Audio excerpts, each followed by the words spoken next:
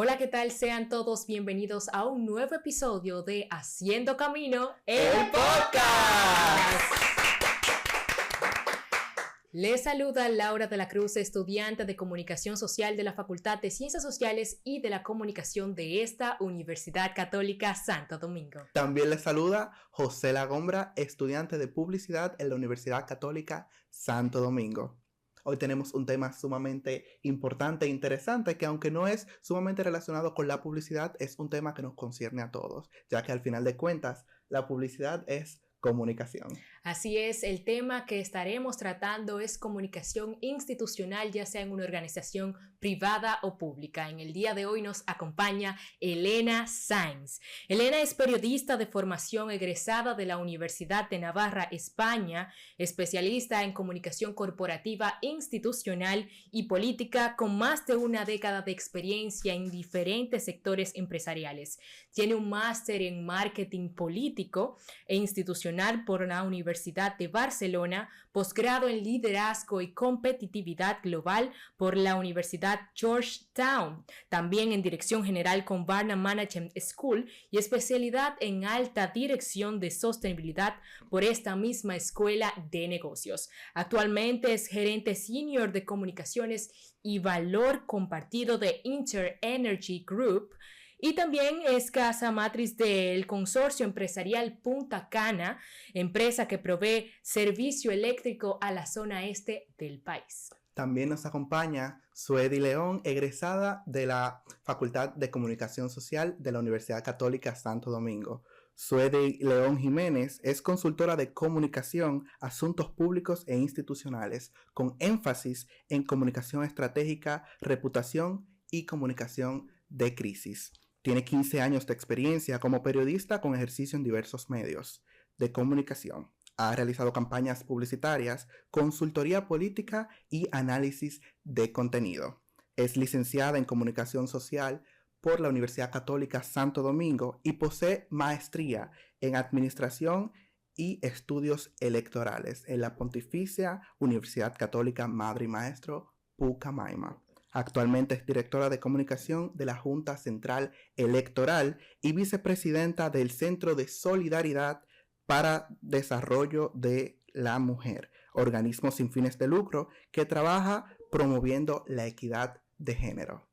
Y les damos una cordial bienvenida a Elena y a Suedy. Un placer que estén aquí con cada uno de nosotros. Y vamos a entrar en materia inmediatamente. Me gustaría saber si fue algo fortuito el hecho de inclinarse a un área de la comunicación, o fue que ustedes ya decidieron cuando estaban estudiando si iban a trabajar en relaciones públicas, en comunicación corporativa. ¿Cómo se dio todo eso?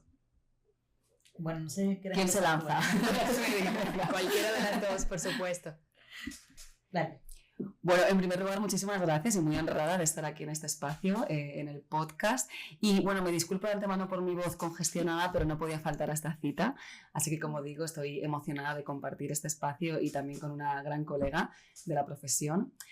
Bueno, mi historia en el periodismo es curiosa. Yo estudié en la Universidad de Navarra, egresada de periodismo, efectivamente, y mi vocación inicial fue ser periodista de guerra.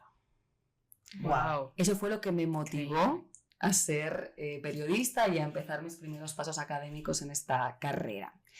Lógicamente eso ha variado, a la vista está, pero eso, como digo, fue mi primera motivación. Fue en la carrera, ya a partir de tercero aproximadamente, cuando descubrí la existencia de la comunicación corporativa y las relaciones públicas.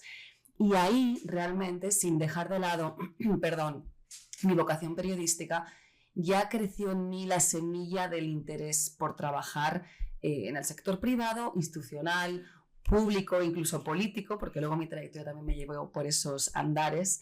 y poco a poco ya me fui especializando en esa materia. En la carrera me especialicé en comunicación política, porque en ese momento la verdad que me interesó muchísimo, me parecía una rama apasionante, bueno, Suedi lo sabe muy bien, que aún están esos menesteres. Y mis primeros pasos profesionales, paralelamente a los periodísticos, porque hice muchas prácticas y trabajé en diferentes medios, pero los profesionales ya de verdad ya fueron en partidos políticos, de forma independiente, en consultoría, investigación electoral, campañas electorales. Me metí de lleno en la comunicación política. Esto fue en Barcelona, no voy a decir el año, para no... Y con lo compleja que es la política de Barcelona. Exacto, pero si te digo una cosa, cuando veo las noticias pienso, mira, han pasado...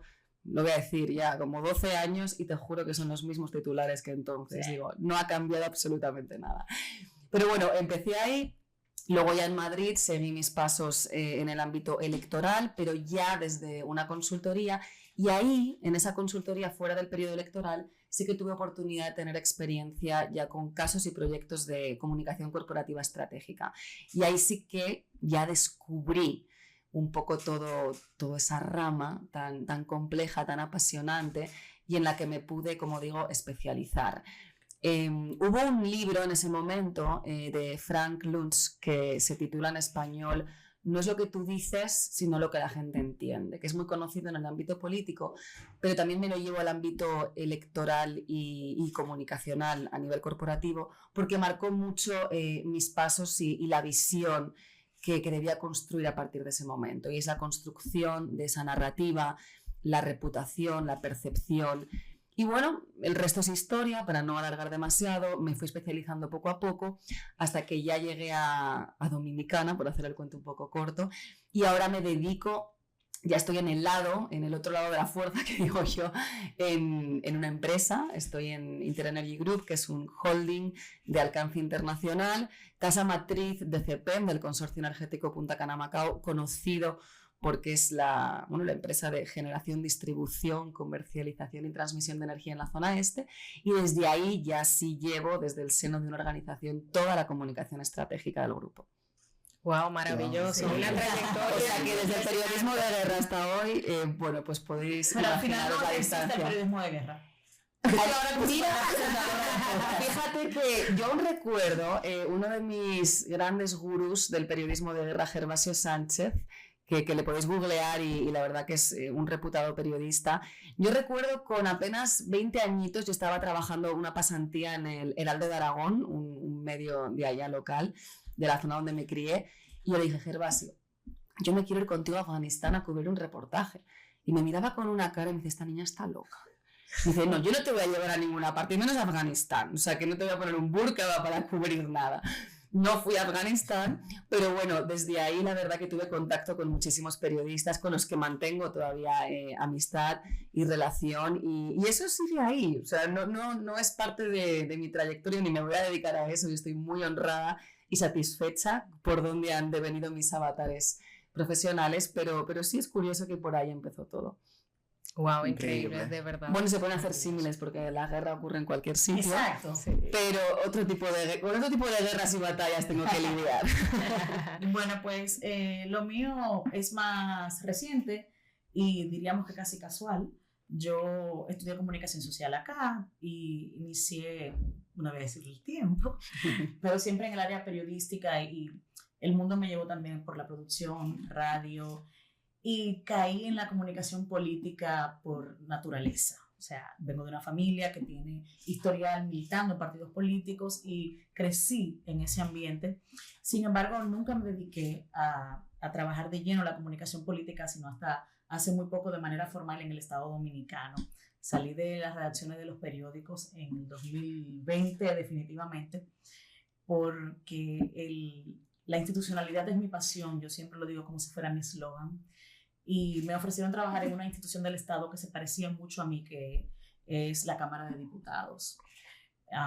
Imagínate tú el sitio donde se hacen las leyes, donde todos los derechos que nosotros estamos disfrutando hoy en día son regulados, por decirlo de alguna forma, desde allí. Y luego entonces pasé a otra institución que es más cercana aún a mí, que es la Junta Central Electoral, donde afortunadamente trabajo. Y digo afortunadamente porque parte de nosotros disfrutar de esos derechos, vivir en un país democrático. Y además de la democracia, nosotros trabajamos también con la otra parte fundamental de la vida de los dominicanos, que es la identidad. Entonces, fíjate cómo de la institucionalidad, de la democracia, de la identidad, yo he trabajado en esta área en espacios que se parecen a mí. Por lo tanto, yo puedo desarrollarme plenamente, dedicarle toda mi energía y toda mi pasión a algo que yo lo siento parte de mí. No he trabajado en el ámbito empresarial per se como Elena, que se ha dedicado durante un largo tiempo aquí en República Dominicana, su trayectoria, que la conocemos, en esa parte más corporativa. Yo me he dedicado más al área institucional. Y como dije, fue casi como un empujón que me dijeron, pienso que ya es tiempo de que te dediques a la institucionalidad desde otro espacio. Y yo, rayos, tendré que salir un poco de la zona de confort también. La zona de confort, yo no sé qué tienen en contra de la zona de confort, porque es muy existe la zona de confort. Porque experimentar cosas nuevas, es otro aire. Creo que en el área que nosotros trabajamos no existe la zona de confort. Yo creo que es una utopía la zona de confort. Además, todos los días son distintos. Cada experiencia es muy desafiante. No existe un día igual al otro. Amena eso, es verdad. Entonces, ¿qué tanto es el confort? Ya hablando de sus puntos de vista, ¿cuál ha sido una razón notable, algo que les llame la atención acerca de trabajar en el sector privado, tanto como en el público, que puedan decirnos? Yo creo que lo respondí antes, pero puedo agregarle un ingrediente adicional. Fíjate, yo creo mucho en el desarrollo de República Dominicana. Claro. Y desde que trabajo como periodista, como reportera, he estado vinculada siempre a asuntos relacionados a la institucionalidad. Por ejemplo, yo cubrí durante 6-7 años el Congreso de la República Dominicana, donde se dan todos los debates interesantes para regular la vida de los dominicanos. Además, el Tribunal Constitucional, que es una de las fuentes, yo como periodista, que ha sido más desafiante, porque primero comprender las sentencias, los alcances, de qué te están hablando en un lenguaje cuando tú no eres abogado. Entonces, trabajar para mí ahora en el Estado Dominicano, ya pudiendo aplicar todos esos conocimientos y toda esa energía que yo tenía como periodista de mejorar la calidad de vida de la gente, de aportar a mi país, pero ya desde donde yo sí puedo aplicarlo a través de las políticas que se implementan allí, a través de todo lo que se hace en la Junta Central Electoral. Por ejemplo, nosotros tenemos un refrán en la Junta que para trabajar en la Junta hay que ser loco.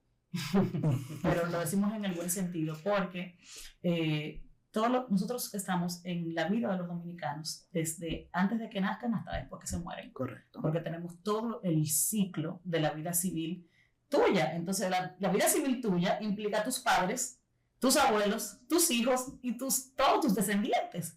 Entonces, imagínate tú poder estar en un sitio donde tu día a día pueda mejorar la vida del hijo que posterior a ti, digamos. Claro. Tus experiencias, tus aprendizajes, las cosas que tú puedes hacer allí van a afectar o beneficiar en gran medida a toda una generación. Eso para mí es trascendental. Me siento a veces sobrecogida, que digo, no puede ser que yo esté trabajando en un sitio como este. Wow, increíble. Bueno, en mi caso completo, porque precisamente hablamos de empresas, de organizaciones, al fin y al cabo, sedes del sector público y del sector privado, que desempeñan un rol clave en el desarrollo del país a todos los niveles. Entonces, al final, nosotros como responsables de comunicación tenemos que formar parte de esa misión, sea cual sea. En mi caso particular, que trabajo en una empresa del sector energético y además abocada a un propósito claro, que en este caso es la descarbonización de sus operaciones y la contribución a la transición energética a la que se ha comprometido el país. Entonces os podéis imaginar que trabajar todos los días en una empresa que tiene como misión cambiar el mundo, al fin y al cabo, cambiar la forma en que entendemos la generación eléctrica y cómo la consumimos, cómo la generamos, cómo la transmitimos, realmente es interesantísimo.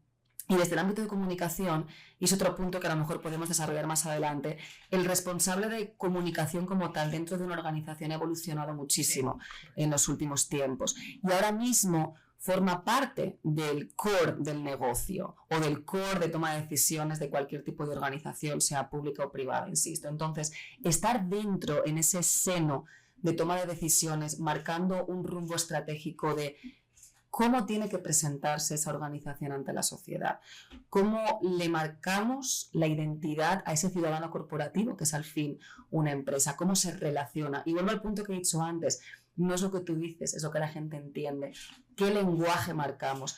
Y ese rol lo tenemos nosotros, los responsables de comunicación, y es importantísimo. Correcto. A mí me parece sumamente interesante esa frase. Qué bueno que la traíste a colación nuevamente, porque muchas veces como comunicadores y más en el aspecto empresarial hay que saber lo que comunicamos y cómo la gente piensa. Hay que tener mucho cuidado en ese aspecto. Pero me gustaría saber además, ¿cómo ustedes, se ha visto que la dirección de comunicaciones en ámbito empresarial tiene más libertad? Hay más libertinaje en esa parte, pero ya en el ámbito gubernamental hay ciertas directrices. ¿Cómo es eso? ¿Cómo lo ven ustedes? Me gustaría saber. Lo voy a enlazar a la última parte que decía Elena. Por ejemplo, antes nosotros estábamos desde la parte de atrás, comunicar las decisiones que tomaban los altos mandos. Y ahora nosotros ocupamos un puesto en la silla de la toma de decisiones.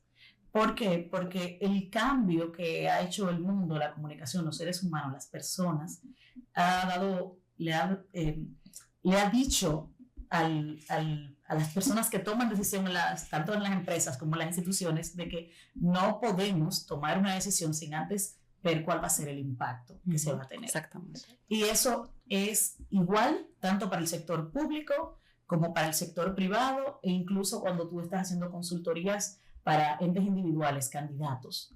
Es el cómo esa persona lo va a percibir, cómo la ciudadanía va a recibir esa decisión que estamos tomando, esa política que estamos implementando. Igual en el sector privado es el cómo. Entonces yo pienso que, no sé qué la opinión que tiene Elena al respecto, pero pienso que es igual para todos.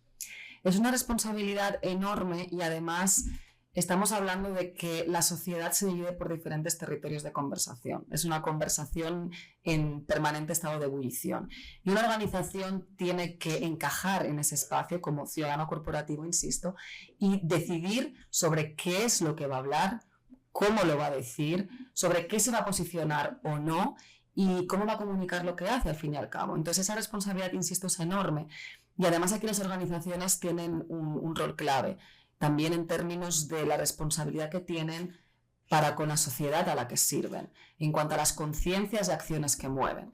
Es decir, una organización puede hacerse la pregunta diaria de ¿yo voy a retar al sistema o voy a perpetuarlo? Porque actualmente están pasando muchas cosas. ¿Cuál es tu opinión sobre el cambio climático? ¿Cuál es tu opinión sobre la diversidad y la inclusión? ¿Cuál es sobre el producto que tú estás vendiendo o el servicio?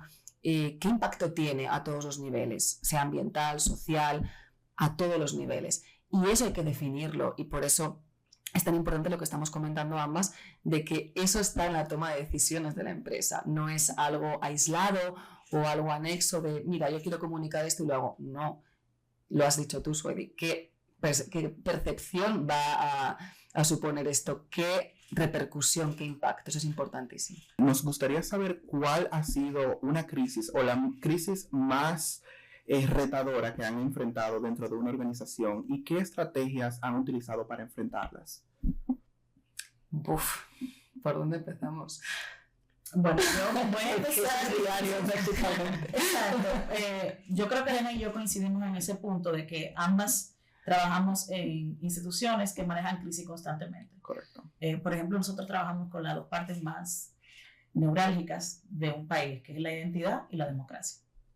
Entonces, partiendo de inicio del tema de la identidad, ustedes saben que nosotros tenemos de vecinos a la República de Haití, que es un país que no tiene registro civil, que tiene una condición especial, por decirlo de alguna manera. Y somos el único país que tiene a Haití de vecino. Ya simplemente por eso, para nosotros es una crisis permanente.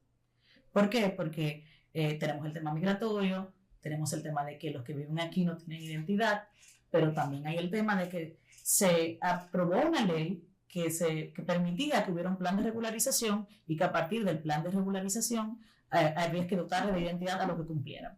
Pero además de que tenemos un mestizaje y que tenemos una comunidad también dominicana negra y que cada vez que sale en una cédula un dominicano que es negro, dicen la Junta le dio documento de identidad a los haitianos. Entonces, nosotros constantemente estamos bajo ataque con el tema de la identidad. El tema electoral no es el día a día de la Junta Central Electoral, es extraordinario, porque nosotros celebramos elecciones cada 4 años. Sin embargo, el tema del registro civil afecta de una manera u otra nuestra otra área, que es la electoral, porque si tú vienes debilitada tu imagen institucional por el tema de la identidad y llegas con esa imagen debilitada a las elecciones, dicen, yo no creo en los resultados de la Junta porque la Junta le dio cédula a los haitianos. Okay. Entonces, no sé si voy a entender mi punto, de que estamos en instituciones y trabajamos temas muy expuestas, que estamos siempre bajo ataque. También hay un punto importante que es crisis, o sea, definición de crisis, porque en el ámbito comunicacional también se corre un riesgo, y es que los responsables de comunicación nos convirtamos en bomberos. Y realmente eso no es algo deseable. En primer lugar, porque primero hay que entender, insisto, lo que es una crisis. Segundo, todas las prevenciones, análisis, diagnósticos y pasos que te llevan y conducen a preverlas. Entonces, las mejores crisis son las que no ocurren porque tú ya las has anticipado y no van a pasar. Luego también pasa mucho en el día a día, antes de irme a algún caso concreto, que hay que hacer mucha edificación interna precisamente de eso, de qué es una crisis. Un tuit malicioso no es una crisis.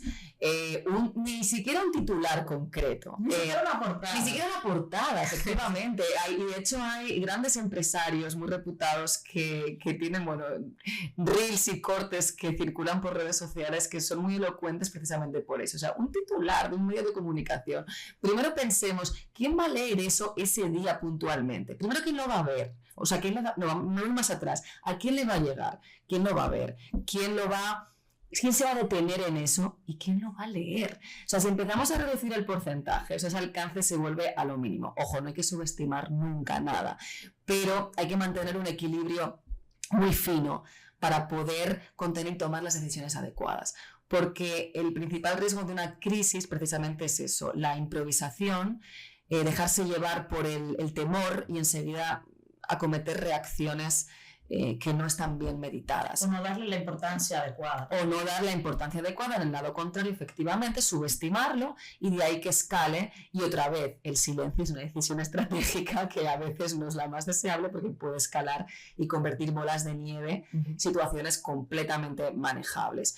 Dicho esto, bueno, yo cuando me dedicaba al ámbito político en España, eso era el pan de cada día. O sea, no había café con leche que me tomara por la mañana que no estuviera salpicado de una crisis, pero insisto, de diferente escala, de situaciones comunicacionales retadoras, vamos a ponerlo ahí, que exigieran una respuesta.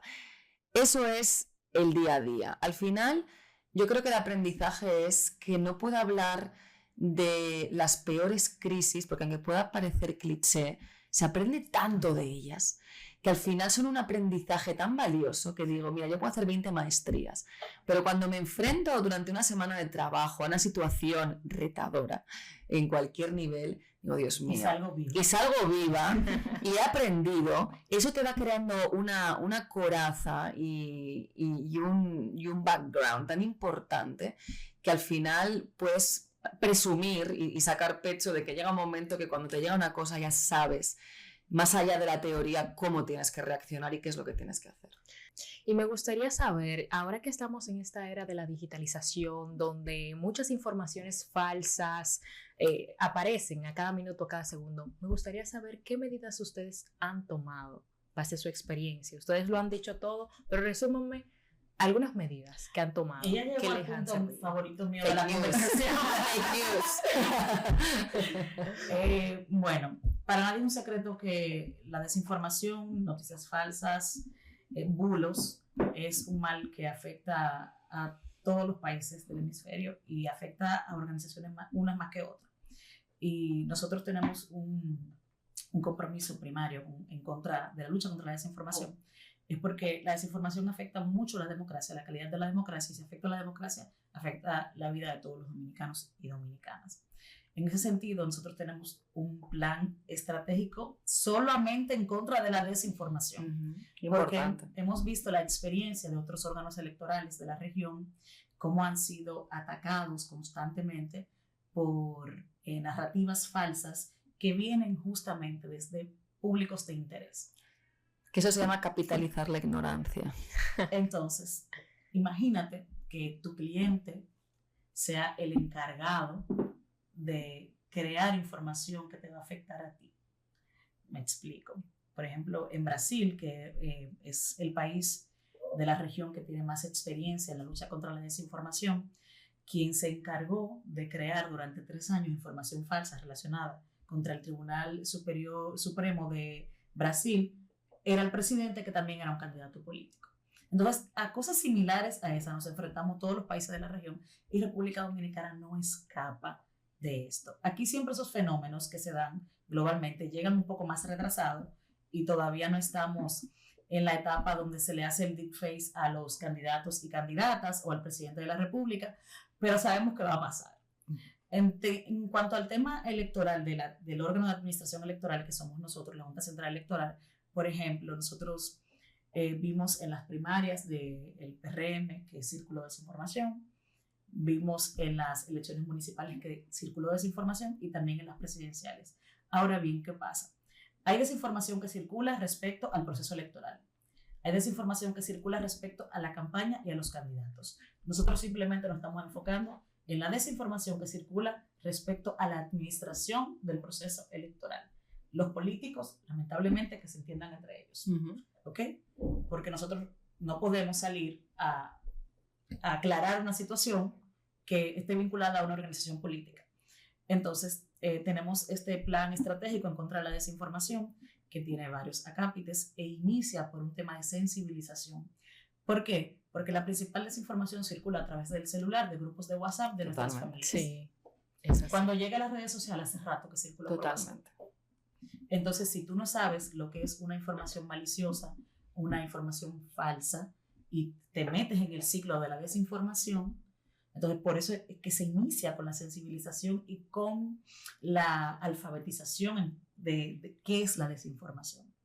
Entonces, ya luego después de eso estamos capacitando a los periodistas, comunicadores, líderes de opinión respecto a qué es esto y cómo verificar los datos.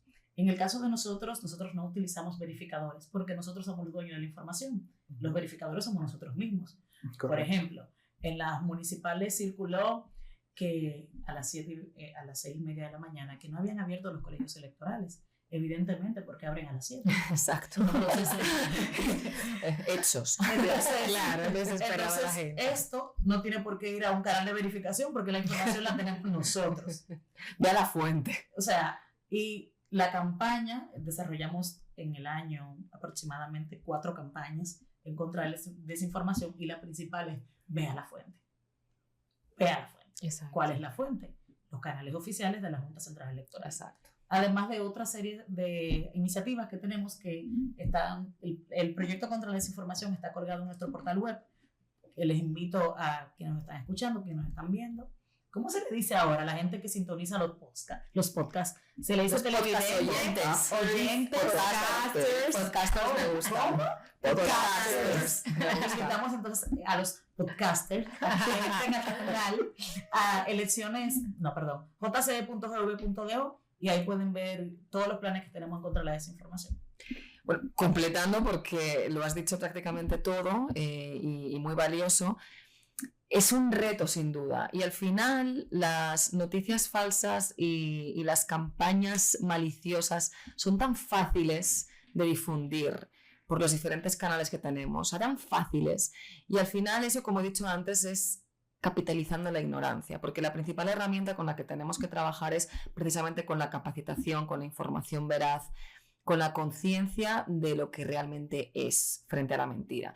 En un ámbito como el eléctrico, lo he dicho antes, es un ámbito muy desconocido y nos enfrentamos a eso, estamos muy expuestos precisamente a eso por la ignorancia o el desconocimiento sobre mucha información relacionada con el sector. Y en este sentido, yo creo que la digitalización nos ha humanizado más que nunca, porque al final, desde el ámbito de comunicación, lo que más nos ha funcionado es ir a terreno, ir al one-on-one con las personas, capacitándolas, hablando con ellas, preguntándoles sus inquietudes, edificando. Y, por ejemplo, en la zona este, una práctica que hacemos de forma muy recurrente es precisamente eso, capacitar a líderes de opinión, capacitar a líderes comunitarios, comunidades, clientes. Estamos en permanente estado de actividades, reuniones físicas presenciales, que ya después de pandemia solo pudimos retomar, precisamente para que en esos entornos y conversatorios se pueda crear ese nutrido debate, para que puedan conocer de primera mano la información desde la fuente y también puedan tener la confianza de que las organizaciones, en este caso, somos transparentes. Yo siempre le digo a los periodistas, estoy a la distancia de un WhatsApp, tú me preguntas y yo te voy a decir si esto es verdad, si esto es mentira, y lo mismo nuestro equipo comercial con los clientes o a todos los niveles con todos nuestros grupos de interés. Y que al final la desinformación, la principal arma para combatirla es la información oportuna. Cuando tú como institución le sirves la información, no solamente a los medios de comunicación, sino a la ciudadanía, tú le estás quitando una pata a esa narrativa que se gestan, porque hay dos tipos de desinformación, es importante que lo pongamos antes de finalizar. La que es inocente. Exacto. Que es, por ejemplo, que a mi mamá le mandaron algo y lo está compartiendo porque está muy preocupada. Ella no sabe que está compartiendo una información que no es real. Y está la maliciosa, que es la peligrosa.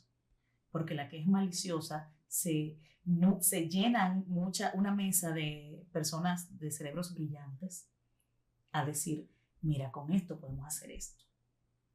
Sabemos que el cuco, ya el lleva miedo, intención.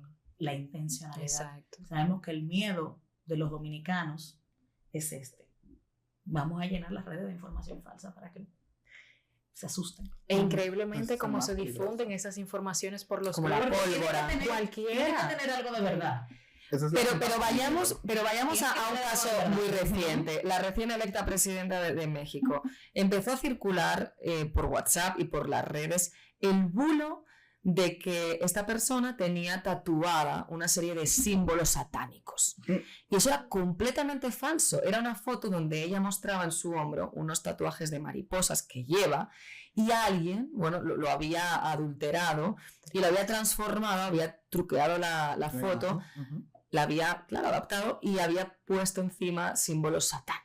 Wow. Eso se empezó a difundir. Yo en grupos de gente, señores, con sus maestrías, Exacto. con su... Oye, que no te estoy hablando de no sé, una persona que no tenga estudios o que a lo mejor tenga más dificultad. No, o sea, gente con unos currículums de aquí a Pamplona. Y difundiendo, y digo, pero un momento, ¿de dónde ha salido esto? Y fuentes oficiales, incluso Reuters en su momento tiene una página, de hecho, Reuters, de verificación de información y enseguida publicó, esto es mentira. Digo, pero por Dios, entonces ese ejemplo es lo pongo reciente porque eso fue hace 2 días y yo lo vi en grupos que me quedé alucinada. Digo, ¿de verdad estáis cuestionando si esta persona tiene símbolos satánicos, la recién electa presidenta? Y que Reuters lo acaba de desmentir. Impresionante. Pero por eso es que para que pueda correr tiene que tener algo de verdad. La realidad es que así viene el tatuaje. Sí. Ella tiene un tatuaje. Tiene un tatuaje. Pero de mariposa.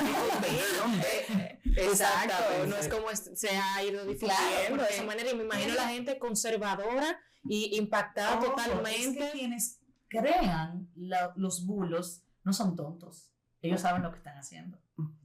Y hay grupos que se dedican enteramente a estudiar estos fenómenos sociales. Que tienen mucho tiempo y muchos intereses, las dos cosas. Sí. Hay veces que yo digo, cuando hay personas que son desinformadoras, que tú lo sabes, por naturaleza. que tú sabes quiénes son. Inconscientes. Conscientes. Conscientes. Por Que naturaleza. se dedican todo el día a tuitear. Y tú dices, que no tienen más nada que hacer. Se pasan todo el día tuiteando información falsa. Cosas que te alteran las emociones. Mira, rompieron el muro X, por decir algo. Por ahí van a entrar todos los migrantes. Se cayó otra vez el túnel de la 27. Mentira, esa foto es de cuando pasó la desgracia. Entonces juegan con las emociones de las personas, porque esa es la intención. Esos son los peligrosos.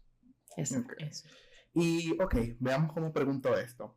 Ustedes saben que la mayor parte de las universidades ofrecían la especialización en comunicación corporativa. De hecho, creo que por un tiempo fue la única especialización que se impartía.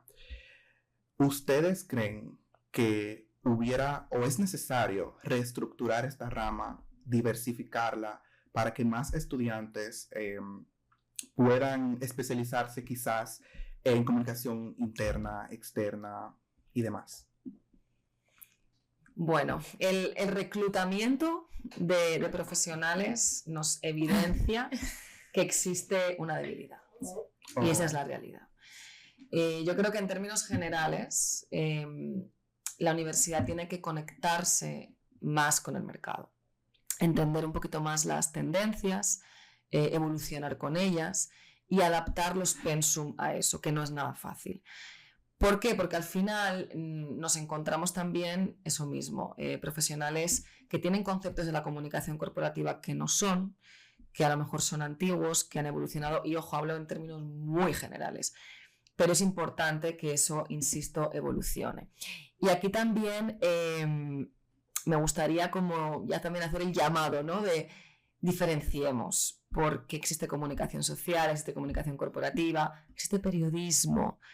Y honestamente considero que hay muchas oportunidades a nivel de formación, especialmente para el ámbito periodístico, que es una rama, para el ámbito de comunicación social, que es otra rama, para el ámbito de comunicación audiovisual, que es otra rama, publicidad, y ya si nos vamos al ámbito de comunicación corporativa, efectivamente es un ecosistema tan diverso que efectivamente hay que adaptarlo mucho a la realidad del mercado. Hablamos que de comunicación estratégica, de comunicación de crisis, de comunicación digital, de comunicación interna, de tantas especialidades que hay que tratar de, insisto, adaptar los pensum. También yo insisto mucho en que tampoco hay que dejarle todo ese trabajo a un grado en particular, porque luego, lógicamente, la trayectoria académica de un profesional tiene que nutrirse de formación permanente, de posgrado, etc. Yo siempre digo que la carrera universitaria es la licencia para iniciar tu aprendizaje en el mundo profesional. Una mera tarjetita que tienes que aprovechar y que eso, ahí empieza todo. Es un periodo de maduración personal y profesional, pero en absoluto puedes depender solamente de eso para dedicarte a algo. No es una formación técnica, o sea, no nos equivoquemos, es una formación a otro nivel, y por eso el profesional, por lo menos, o el estudiante en este caso, tiene que salir de la universidad por lo menos con las herramientas para entender por dónde va a tirar. Pues en mi caso, por ejemplo, ya lo he dicho antes, es decir, desde donde inicié hasta donde estoy ha pasado mucho, pero todo eso forma parte de la evolución. Y de lo que yo me voy a dedicar a lo mejor de aquí a los próximos 15 años, posiblemente no exista hoy, porque estamos ya hablando de otras cosas. Y eso lo veo en las nuevas generaciones también. A mí cuando me preguntan, wow, pero a los 18, es que no sé a qué me voy a dedicar, digo que yo tampoco, y tengo 38. O sea, nada que ver. O sea, eso lo vas construyendo. E insisto, posiblemente a lo que te dediques ahora mismo no existe, pero tienes que tener tus herramientas académicas, madurativas, formativas para estar preparado para lo que sea. Me siento sumamente identificado. Yo empecé así también.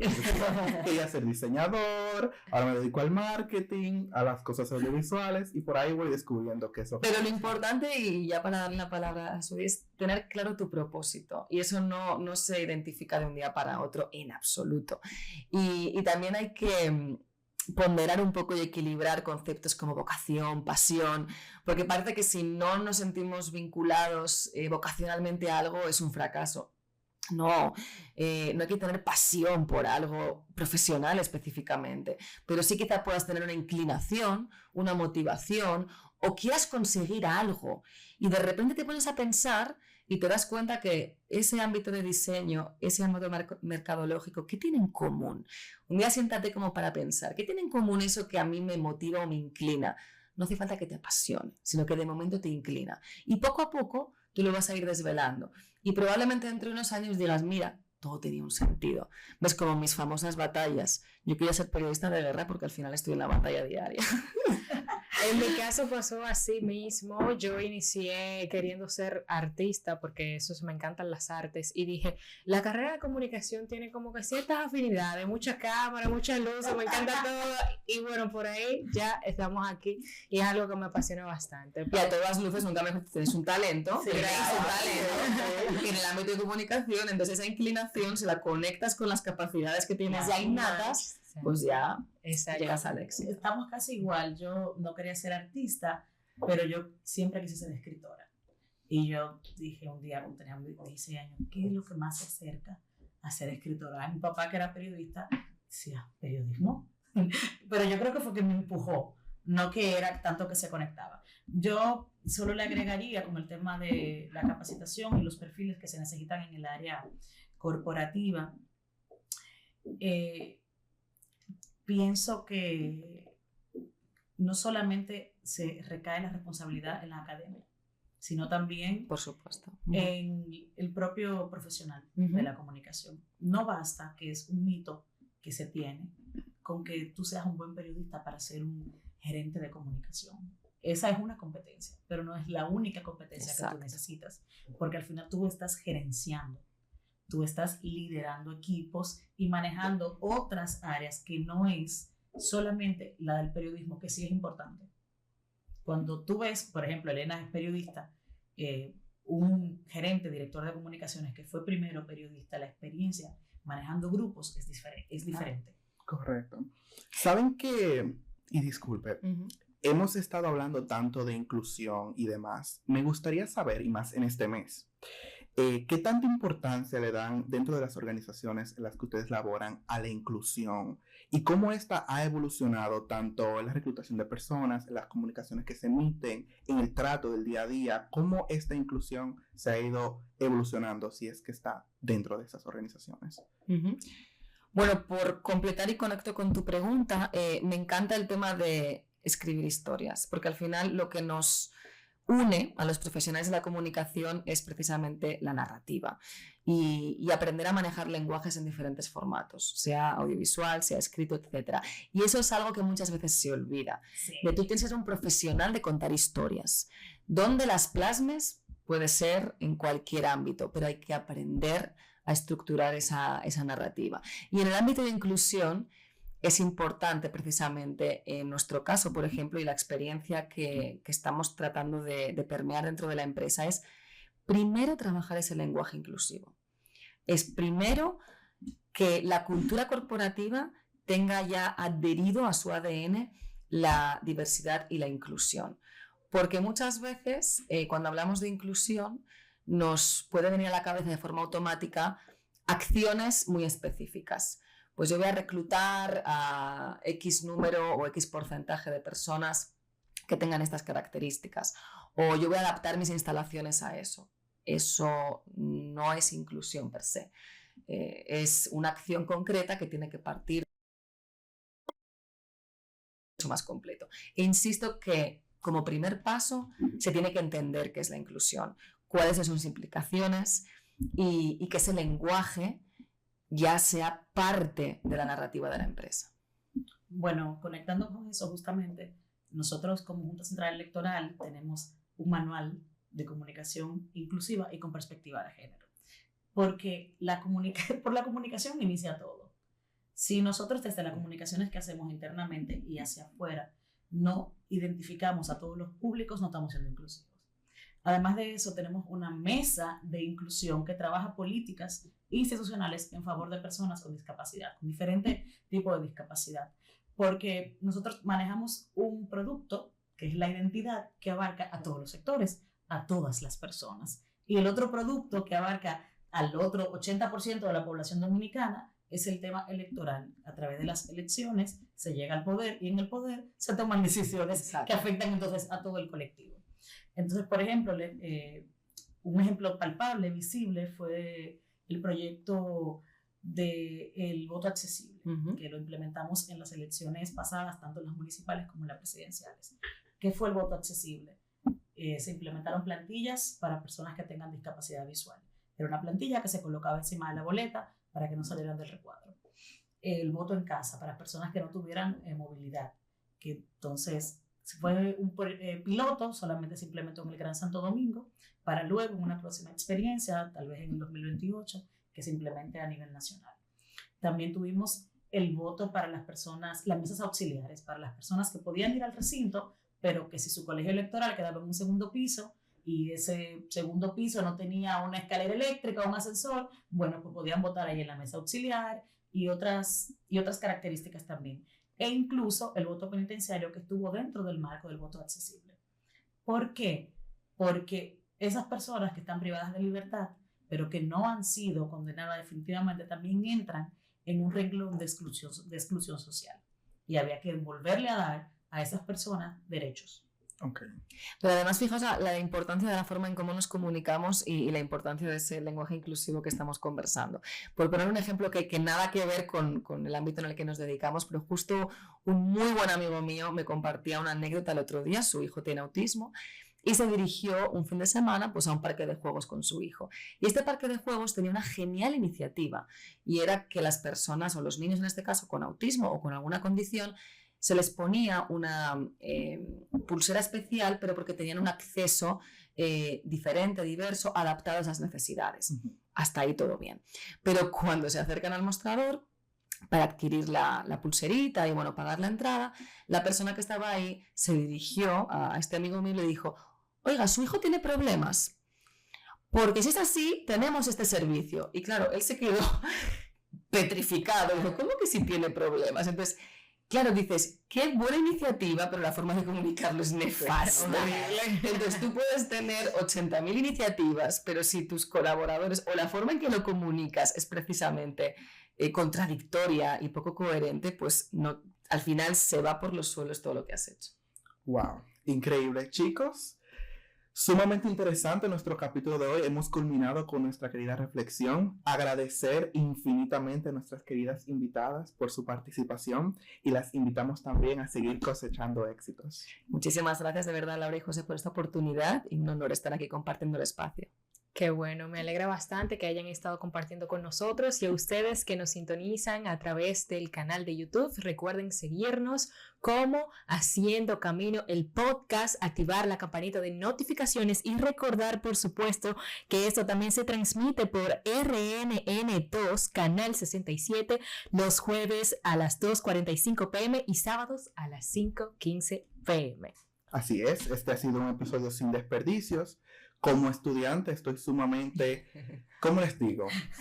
Sin palabras. Nutrido, lleno de conocimientos. Realmente, después de nuestra conversación, de esta increíble reflexión, de verdad debería pensar, esto es lo que me gusta, ¿cómo lo conecto? Y que si hago una maestría en relaciones públicas o comunicación corporativa, de verdad es el camino. Sí, será. Bueno, y sobra decir que estamos en contacto fuera de este espacio cuando queráis, cualquier duda que tengáis, cualquier café que os queráis tomar para desahogaros, reflexionar. No sé tú, Sueli, pero sí, a mí me encantan estos espacios porque yo misma reflexiono mucho y yo misma sigo pensando, porque en nuestro día a día no tenemos oportunidad de reflexionar así que nos vamos muy inspiradas también. Y esperamos que nos inviten otra próxima. Por supuesto. Por supuesto. Puede ser con otro tema, ¿eh? Claro. Hay mucho de lo que hablar. Claro. Espérenlo todos, así que hasta el próximo capítulo de Haciendo Camino, el podcast.